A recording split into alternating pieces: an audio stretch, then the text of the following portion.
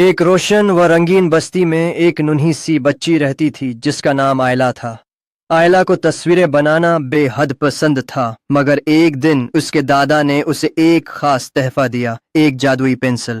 دادا نے مسکرا کر کہا، جو تم دل سے بناؤ گی وہ زندہ ہو جائے گا۔ آئلہ نے ہنستے ہوئے کاغذ پر ایک ننھا پرندہ بنایا۔ اچانک پنسل چمکی اور پرندہ پھڑپھڑا کر آسمان کی طرف اڑ گیا۔ آئلہ خوشی سے اچھل پڑی۔ اسی لمحے بستی میں شور مچ گیا، بادل گھر آئے تھے اور اندھیرا پھیل رہا تھا۔ لوگ پریشان تھے کیونکہ بارش نے کھیل کا میلہ روک دیا تھا۔ آئلہ نے مدد کا سوچا۔ اس نے جادوئی پنسل سے ایک روشن قوس قزح بنائی۔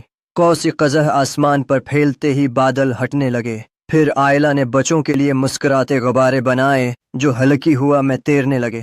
سب کے چہرے کھل اٹھے۔ اچانک پنسل کی روشنی مدھم ہونے لگی۔ آئلہ گھبرا گئی، مگر اسے دادا کی بات یاد آئی، دل سے بناؤ۔ آئلہ نے آنکھیں بند کیں اور محبت سے ایک بڑا دل بنایا۔ پنسل پھر سے جگمگا اٹھی اور بستی خوشیوں سے بھر گئی۔ میلہ دوبارہ شروع ہوا، قہقہے گونج اٹھے اور آئلہ سمجھ گئی کہ اصل جادو رنگوں میں نہیں، نیت میں ہوتا ہے۔